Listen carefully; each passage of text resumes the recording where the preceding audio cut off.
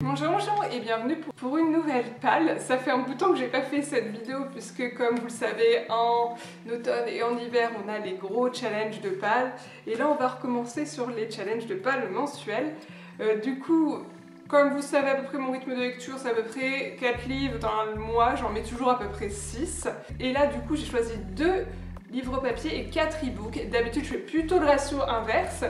Mais là, je sais pas, j'ai envie d'être dans ma Kindle, j'ai envie de tritouiller les trucs et puis je dois faire aussi pas mal de déplacements. Du coup, c'est vrai que les Kindle, c'est quand même un outil très pratique pour ça puisque c'est très peu lourd. Et bon, j'arrête de parler de vous raconter ma vie et on commence sur ce que je souhaite lire en mars. En mars, on a le printemps, donc je suis partie sur des lectures un peu plus printanières. Donc avec Changer l'eau des fleurs, notamment de Valérie Perrin. Donc là on suit une dame qui est garde-cimetière, qui va avoir en gros toute une galerie de personnages qui vont graviter autour d'elle, qui est un petit peu fantasque. Donc j'ai très hâte de lire ce livre. J'en avais entendu beaucoup parler à sa sortie, il avait beaucoup plu. La couverture fait un petit peu printanière, donc j'ai hâte de voir ça. Ensuite, le deuxième livre que je souhaite lire, c'est sans surprise pour ceux qui ont vu les vidéos précédentes, Witch and God. Le premier tome, Ella la promise de Liv Stone. Donc dans cette histoire-ci, on est dans un monde où les dieux de l'Olympe existent. Et donc nous suivons une fratrie de sœurs qui sont sorcières. La plus âgée doit être donnée en épouse à un des fils d'Arès, sauf que lui, en fait, il décide un petit peu de changer et de choisir la plus jeune qui ne s'attendait pas du tout à avoir un mariage arrangé, hein, c'était pas du tout son kiff. Et du coup, elle se retrouve avec ce mariage arrangé qui est censé, en fait, sceller la paix entre les sorciers et les dieux.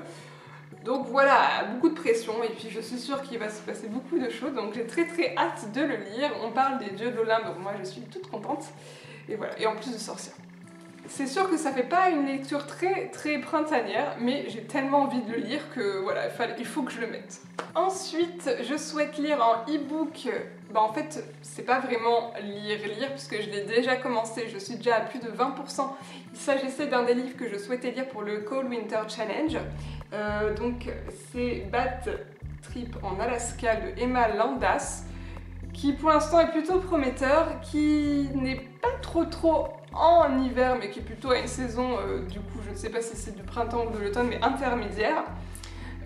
Et du coup ouais, j'aime bien et j'avais envie de le terminer. D'ailleurs, petit retour sur le Cold Winter Challenge puisque je ne vous en ai pas trop parlé. En fait globalement ça s'est bien passé.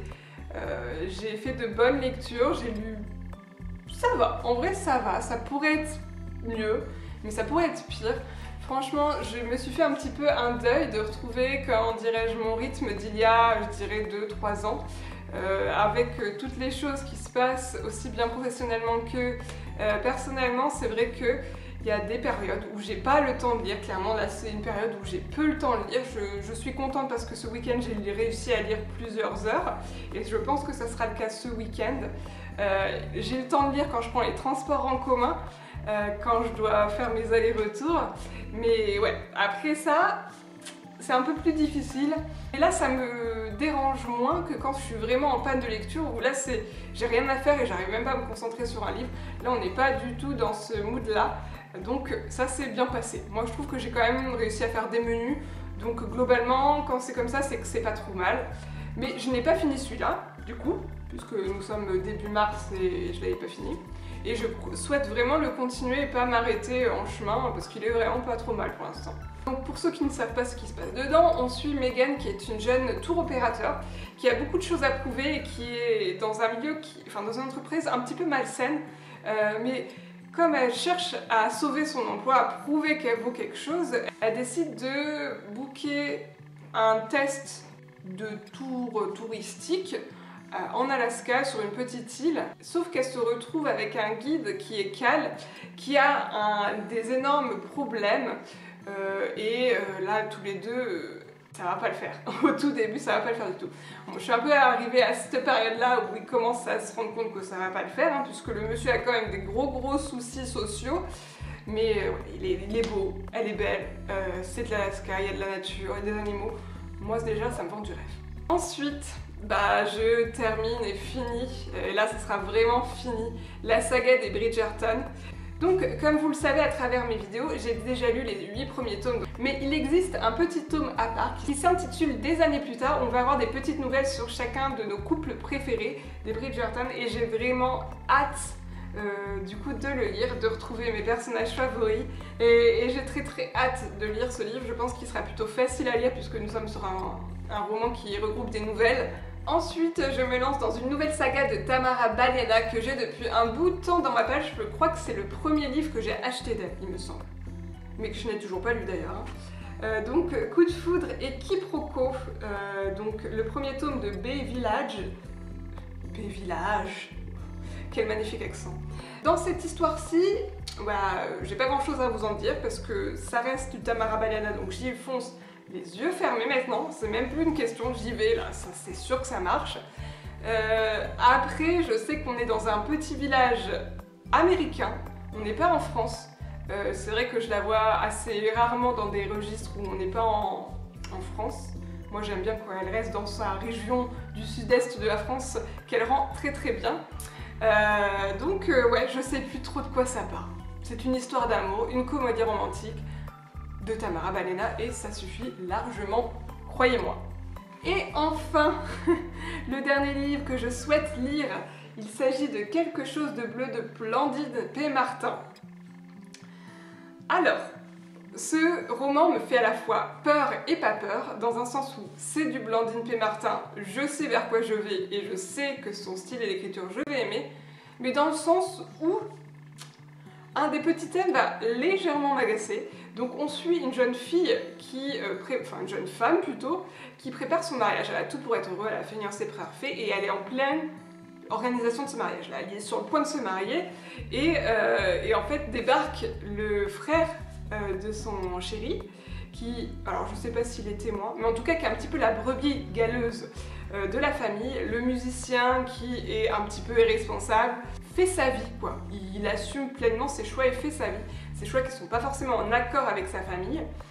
Et en fait, en le voyant, en le découvrant, donc c'est un très bel homme, charmeur, et ben notre héroïne vient à s'interroger sur sa vie, à se demander si elle est heureuse, si la passion qu'elle a abandonnée il y a des années, ben en fait est-ce que ça vaut le coup, est-ce que ça va pas lui manquer, enfin bref, un gros chamboulement là, qui plus est, quand on arrive dans cette période de mariage, on remet beaucoup de choses en question, hein, parce que c'est quand même un grand step dans une vie. Et moi, c'est la partie qui me fait peur. J'ai peur que finalement, on va avoir une histoire de tromperie et entre du coup le frère de la mariée et la mariée. Et ça, j'aime pas. J'aime pas du tout les histoires de tromperie, c'est un truc qui me débecte. Franchement, des fois, ça me gâche la lecture. Alors j'espère que ça sera amené par Blandine P. Martin d'une façon très intelligente. Et j'ai confiance en elle assez pour le lire. Et la deuxième raison de pourquoi j'ai envie de le lire maintenant, c'est que moi aussi je suis un peu comme notre héroïne, je suis en pleine phase de préparatif de mariage. Et c'est aussi pour ça que je suis à fond Kindle en ce moment et que j'ai très peu de temps pour lire parce que ça, c'est vraiment chronophage. C'est impressionnant, je pensais pas à ce point-là, mais personnellement je le vis très bien. En fait c'est chronophage, mais j'aime ça, j'aime préparer, j'aime penser déco. Et j'ai envie de voir aussi si je n'ai pas oublié des choses. Donc peut-être qu'en lisant ce roman je vais avoir des idées, des envies qui me viennent, bref, vous voyez un petit peu le genre. La Bridezilla dans toute sa splendeur, la contrôle fric du mariage, mais bon. Je trouvais ça pas mal de lire à ce moment-là parce que peut-être que dans quelques mois j'aurais eu la grosse phase descendante après le mariage, je serais genre non, je veux plus en entendre parler, c'était trop horrible. Voilà pour mes choix de lecture pour le mois de mars. Si jamais vous avez lu un de ces livres, n'hésitez pas à me dire ce que vous en pensez en commentaire. Si jamais vous avez des suggestions de lecture qui ressemblent, vous savez quoi faire en commentaire. Et moi je vous dis à bientôt dans une prochaine vidéo et bisous bisous.